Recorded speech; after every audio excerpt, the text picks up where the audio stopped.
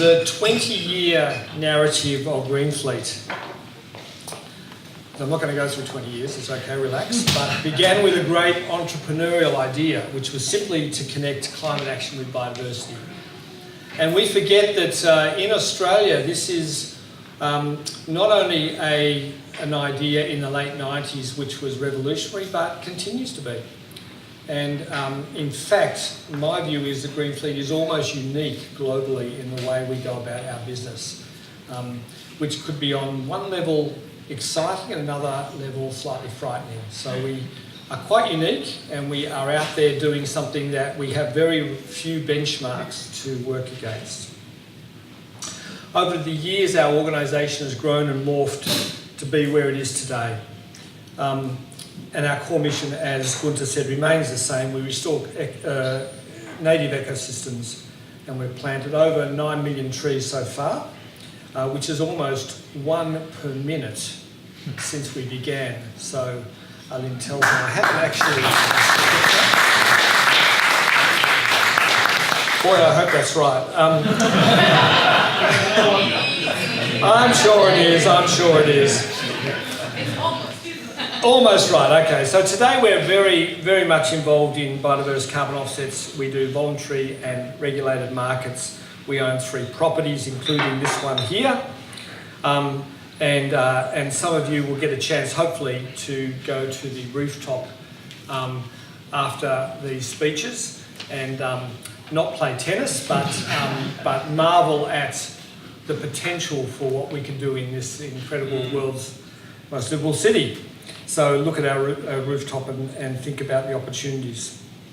But we, of course, boast an array of very practical, highly skilled and very highly impactful staff, landholders and stakeholders, many of you as well. We're doing a lot of innovation in our organisation. A good time to do that is when things are going well. So we could go on cruise control, but we don't want to do that. We want to focus on the future. We all know that there's our country, our globe is got a lot of challenges, and so we're focused very much on what we can do with issues as diverse as blue carbon, which is mangroves, seagrasses and salt marshes. So we're looking at how we can fund blue carbon projects, and Michael, our General Manager of Revegetation, has done a lot of work on how we might do that. We're looking at urban greening. Out in Sunshine, we're pulling out a concrete channel and putting in a 9-hectare urban forest, which is a very exciting next step to how carbon funding can be a part of a whole greening the city's revolution in this century. And we also do a lot of work in Queensland protecting turtles and koalas, and some of you will know the work we're doing with Bundaberg.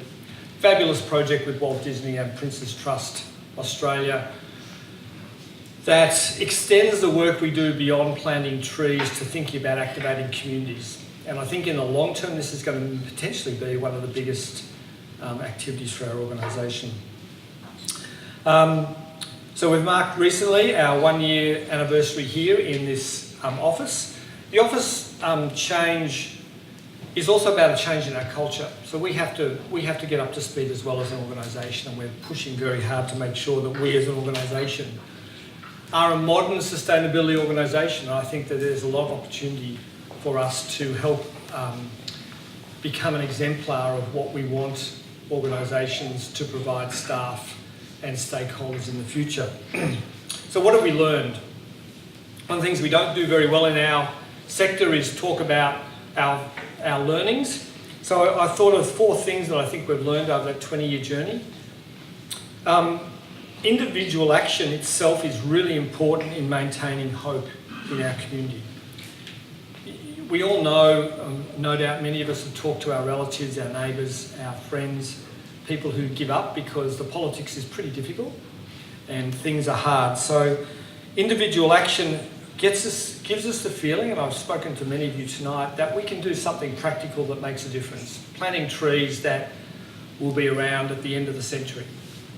An amazing concept when in a world like ours where people tend to get fairly cynical and think, well, let's just protect our own backyard.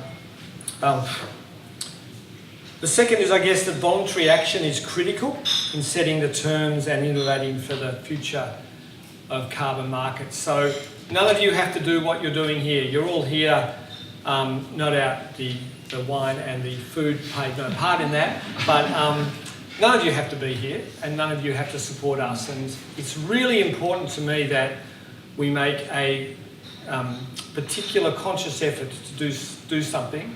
It sounds very old-fashioned and cliche, but in the sort of post-Trumpian world we have to live in, this is going to be very important as a model for our next generation.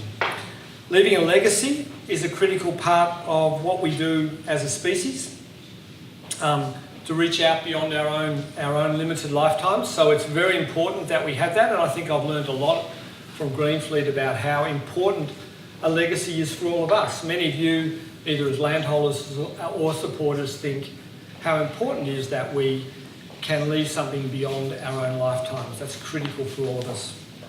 And lastly, that this is about practical action. For my sins, I have been involved in climate change work for many years, and much of it has been involved with people who talk a lot about it but don't do much.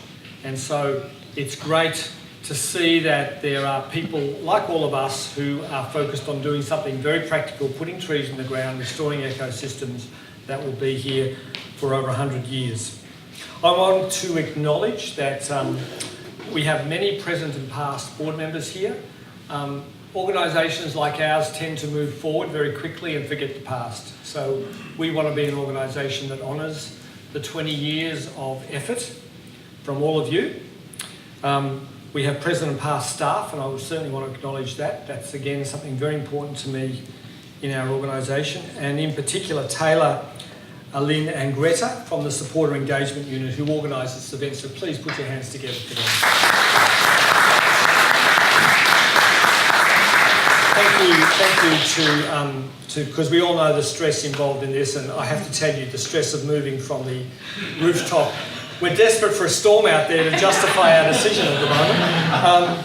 And of course, our present and past members of the Business Advisory Council, which has really revived and provides a very important source for us to understand how we can proceed in the future. Of course, our supporters and landholders, many of you here who have voluntarily enabled our organisation to achieve so much.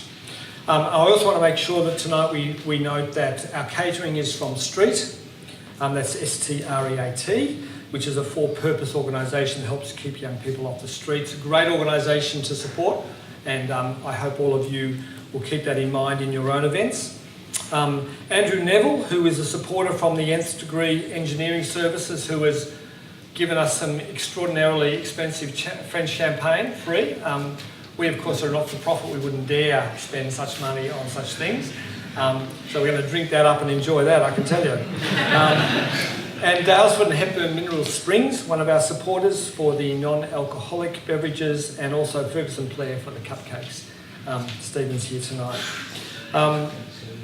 So, you know, isn't it the benefit of our network is that we have these great supporters who work with us. We really appreciate that support. We're going to go here through till about 8 p.m. tonight. So I just want to make sure that we've got the logistics clear. You don't have to stay here till 8 p.m. But I know that it's quite muggy in here actually. So let me introduce now Henry O'Cleary, who is, as Gunter said, a founding CEO of Greenfleet, and was really a key energetic force in our growth over the early years of the organisation. Now, it's a wonderful opportunity, I have to say. I really appreciate you coming down, Henry, from the bush. Oh my God, he's got a fairly serious speech there. Now remember, we've got an audience here that's drinking, mate. So, I'd like to introduce Henry, and very important to us as an organisation that we connect back to our past. So I appreciate Henry coming. So thank you, Henry. All yours.